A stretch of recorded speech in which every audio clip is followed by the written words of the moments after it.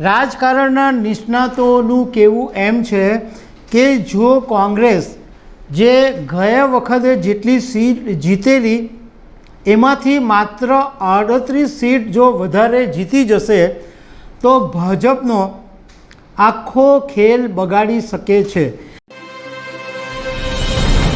નમસ્કાર દર્શક મિત્રો, 18મી લોકસભા માટે લોકસભાની ચૂંટણી 7 તબક્કામાં થવાની હતી અને એમાંથી 6 તબક્કાનું મતદાન ઓલરેડી પૂરું થઈ ચૂક્યું છે અને 7મા તબક્કાનું જે મતદાન છે એ આવતીકાલે 1 જૂને થવાનું છે અને 4 જૂને પરિણામ આવવાના છે।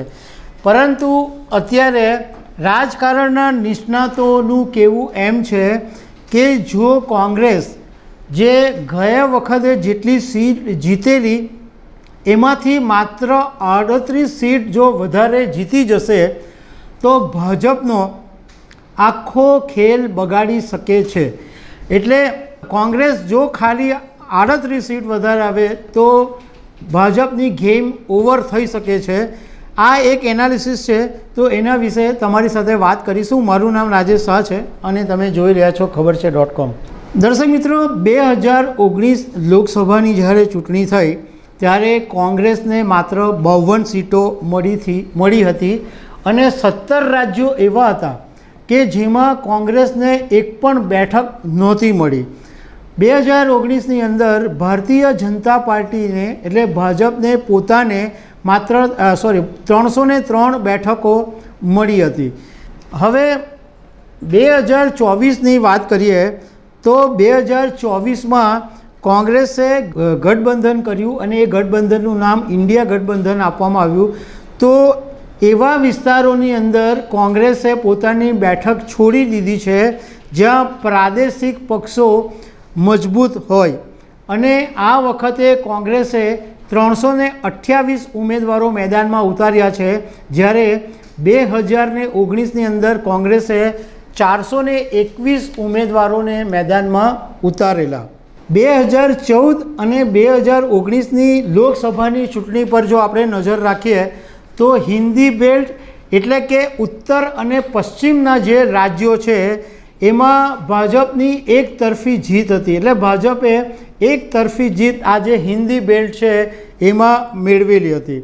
હવે રાજકીય પંડિતોનું કહેવું એમ છે કે કોંગ્રેસની 52 બેઠકોમાં જો 10 બેઠકો પણ ઉમેરાય તો એટલી 10 બેઠકોનું ભાજપને નુકસાન થાય અને જો 38 બેઠક વધારે મેળવે એટલે 2019ની 52 અને બીજી 38 એટલે જો કોંગ્રેસને 90 બેઠકો મળે તો ભાજપને 272નો આંકડો વટાવતા કોંગ્રેસ અટકાવી શકે। એટલે ભાજપે 400 પારની જે વાત કરી છે એ તો અત્યારે બહુ દૂરની વાત લાગે છે, પરંતુ ભાજપને 303 બેઠકો મેળવવામાં પણ ફાફા પડી શકે એવું રાજકીય પંડિતોનું કહેવું છે। અને એમાં પણ જો કોઈ સંજોગોની અંદર કોંગ્રેસને 100 બેઠક મળી જાય તો રાષ્ટ્રીય રાજકારણની અંદર ખળભળાટ મચી જશે। હવે 2019માં ભાજપે 13 રાજ્યો એવા હતા કે જેમાં કોંગ્રેસની જે સીધી ટક્કર હતી એમાં 90% સીટ જીતેલી।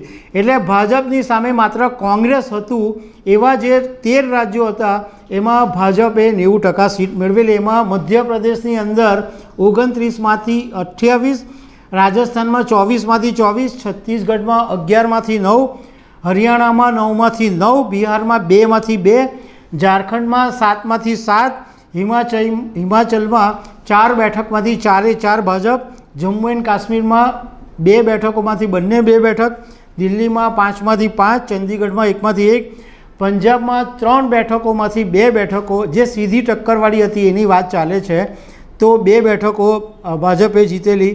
ઉત્તર પ્રદેશમાં 4 હતી એમાંથી 3 બેઠક ભાજપે જીતેલી અને ઉત્તરાખંડની અંદર 5માંથી 5। ટોટલ આ જે 13 રાજ્યો હતા એમાં 106 બેઠકોમાંથી 100 બેઠકો ભાજપે મેળવી હતી। હવે પશ્ચિમના જે રાજ્યો છે કે જેમાં ભાજપે સૌથી વધારે બેઠકો મેળવેલી એમાં ગુજરાતમાં 26માંથી 26, મહારાષ્ટ્રમાં 16માંથી 15, ગોવામાં 2માંથી 1 અને દમણ અને દીવમાંથી 1, એટલે ટોટલ 45 બેઠકોમાંથી ભાજપે 43 બેઠકો મેળવેલી. હવે રાજકારણના પંડિતો 3 મુદ્દા પર વાત કરી રહ્યા છે. એક તો એ છે કે ભાજપને ખબર છે અને ભાજપને ડર પણ છે કે દેશમાં એક જ પાર્ટી એવી છે કે જે ભાજપને ટક્કર આપી શકે તેમ છે, અને એ પાર્ટી છે કોંગ્રેસ. કોંગ્રેસની અંદર આજે પણ એવી મજબૂતાઈ છે, આજે પણ એવા મજબૂત નેતાઓ છે કે કોંગ્રેસ ભાજપને ટક્કર આપી શકે છે. બીજું કે તાજેતરમાં તેલંગાણાના મુખ્યમંત્રી રેવંત રેડ્ડીએ એક ઇન્ટરવ્યૂની અંદર એવું કીધેલું હતું કે કોંગ્રેસ માત્ર 125 બેઠકો જીતે ને તો પણ કેન્દ્રમાં સરકાર બનાવી શકશે, કારણ કે પોતાના ગઠબંધનના જે પાર્ટી છે એ સાથે મળીને કોંગ્રેસ માટે સરકાર બનાવવું સરળ રહેશે. જ્યારે ભાજપે જો સરકાર બનાવવી હશે તો 250 કરતાં વધારે બેઠકો ભાજપે મેળવવી પડશે, કારણ કે ભાજપની પાસે એટલી બધી ગઠબંધનની પાર્ટીઓ નથી, સહયોગી પાર્ટીઓ એટલી બધી નથી કે ભાજપ એમની સાથે મળીને સરકાર બનાવી શકે. એટલે ભાજપે સરકાર બનાવવા માટે પોતાને 250 બેઠકોથી વધારે તો મેળવવી જ પડે.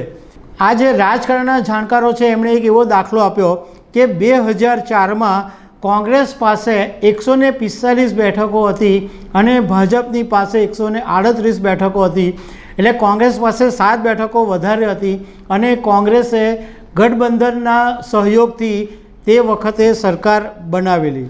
બીજું, ભાજપને આ વખતે એક મુશ્કેલી એ વાતની નડી શકે છે કે ભાજપની જે મુસ્લિમ વિરોધી છબી છે અને કોંગ્રેસે પોતાની મોહબ્બતની દુકાનની વાત કરી છે એનું ભાજપને નુકસાન થઈ શકે છે. આવું બધું રાજકારણના જાણકારોનું કહેવું છે. આ તો બધું 4 જૂને જ્યારે મતપેટીઓ ખુલશે ત્યારે ખબર પડશે કે મતદારોએ કોની પર મહેરબાની વરસાવી છે. તો દર્શક મિત્રો, આવી અનેક વાતો સાથે અમે તમને મળતા રહીશું. Thank you very much.